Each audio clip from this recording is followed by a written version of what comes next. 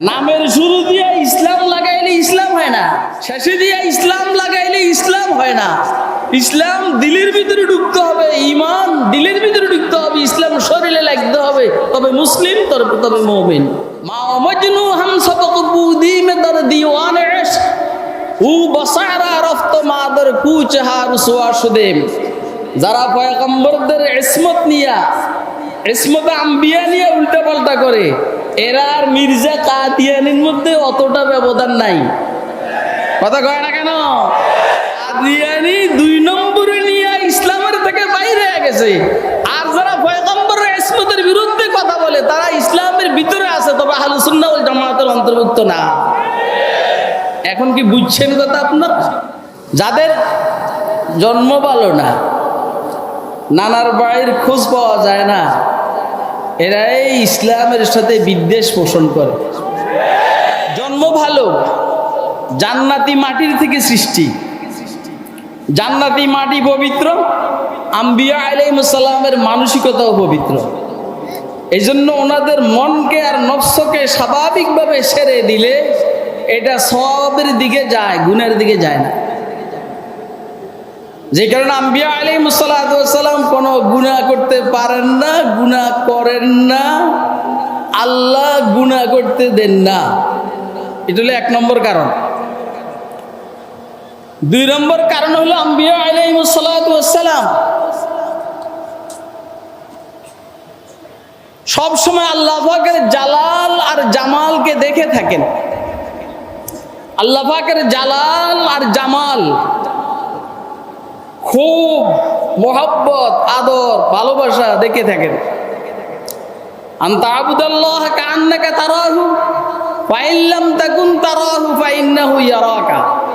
যেহেতু আল্লাহ পাক রব্বুল আলামিনের জালাল আর জামাল আম্বিয়া আলাইহিস সালাম দেখে থাকেন, তা আল্লাহ পাকের সামনে গুনাহ করা সম্ভব নয়। এজন্য আম্বিয়া আলাইহিস সালাম গুনাহ করেন না। আপনারা মনে হয় আমার কথা এখন বুঝতেছেন না, বুঝতেছেন? আম্বিয়া আলাইহিস সালাম, আপনি আপনার বড় ভাইয়ের সামনে কোনো অপরাধ করতে পারেন না, পারবেন না। আপনার আব্বার সামনে আপনি অপরাধ করতে পারেন না, পারবেন না। আপনার শায়েখ ও মুর্শিদ উস্তাদের সামনে অপরাধ করতে পারেন না, পারবেন না। আল্লাহর সামনে আম্বিয়া আলাইহিস সালাম অপরাধ কেমনে করেন? যেহেতু আম্বিয়া আলাইহিস সালাম আল্লাহ পাকের জালাল আর জামাল দেখে থাকেন, এই জন্য ওনারা গুনাহ করতে পারেন না, আল্লাহ গুনাহ করান না, ওনারা গুনাহ করেন না।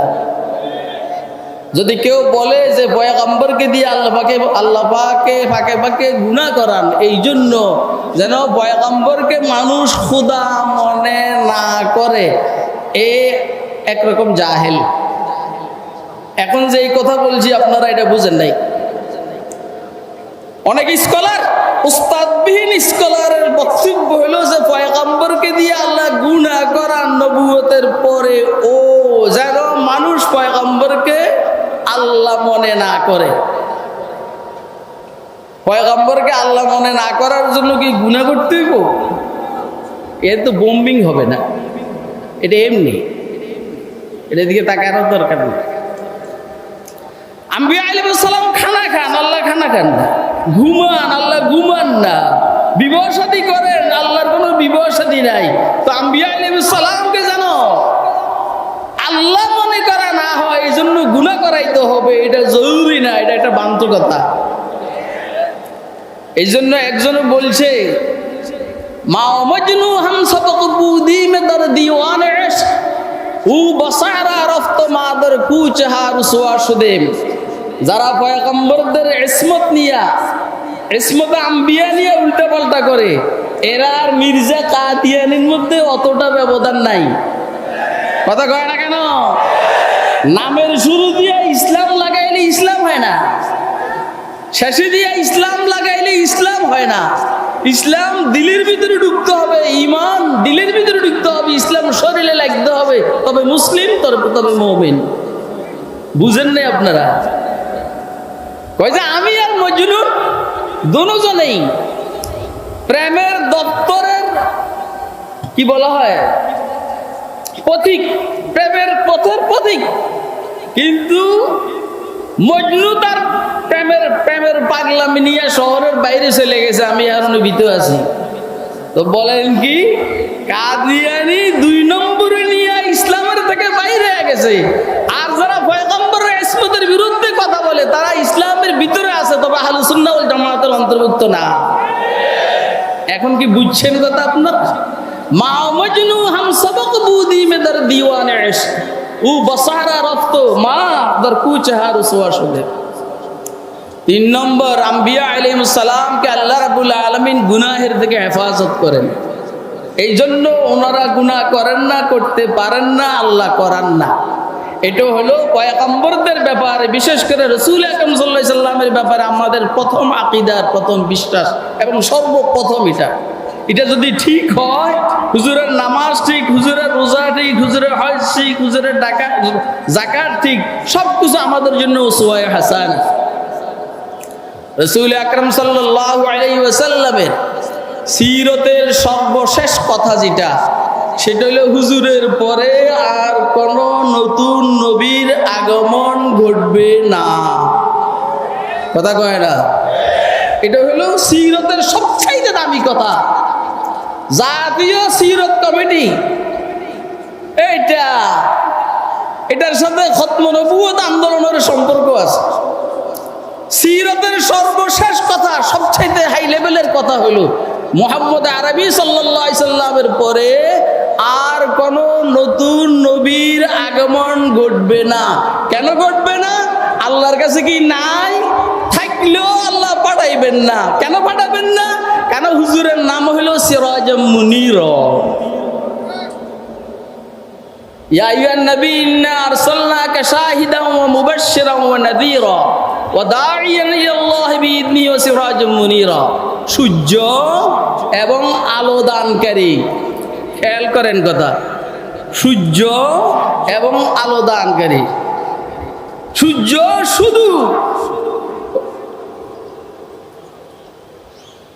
আলো দেয়, আলোকিত সূর্য এটা না, অন্যদেরকে আলো দিয়া চন্দ্র বানায়, নক্ষত্র বানায়। মুহাম্মদ আরবি সাল্লাল্লাহু আলাইহি সাল্লাম নবুয়তের আকাশের সূর্য। যেহেতু নবুয়তের আকাশের সূর্য মুহাম্মদ আরবি সাল্লাল্লাহু আলাইহি সাল্লাম, সেহেতু সূর্য উঠার পরে আর কোন চন্দ্র আর নক্ষত্রের দরকার হয় না। আপনারা আমার এই কথাটা বুঝেন নাই? এই কথাটা খুব গুরুত্বপূর্ণ কথা। সিরাজুম মুনির, নতুন কোন দলিলের প্রমাণের দরকার না। আল্লাহ নিজে বলছেন মুহাম্মদকে আমি সূর্য বানাইছি, যে চন্দ্র বানায়, যে নক্ষত্র বানায়। এই জন্য হুজুর বলছেন আসহাবি কান নুজুম বিআইহিম ইক্তাদাইতুম ইহতাদাইতুম। আমি নবুয়তের আকাশ সূর্য, আর আমার ছায়া তলে এসে আবু বকর সিদ্দিক থেকে শুরু করে হযরত ওয়াহশী ইবনুল হরব পর্যন্ত সবাই এই নবুয়তের আকাশের নক্ষত্র।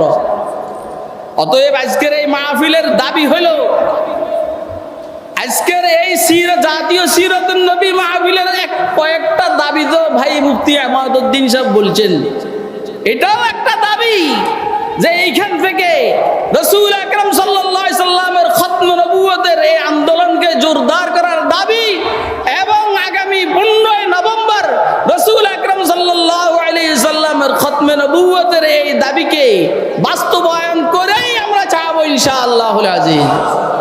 কথা কি আমি বুঝাইতে পারছি? এত দূরের পরে আজকের আলোচনা আমাদের এইখানে শেষ। সময় 10 মিনিট আমার মনে হয় একটু বেশি হয়ে গেছে। খতমুল আম্বিয়া, খতমে রসুল, নাজমে সুবুল, সুবহে হেদায়াত, হাক্কাকে বাশিরিতু ওয়াল হাক্কে নাদিরি। আই খতমে রসুল উম্মতে তু খায়রে উমাম বুদ চু সামরাকে আয়াত হামা দর ফসলে আখিরি।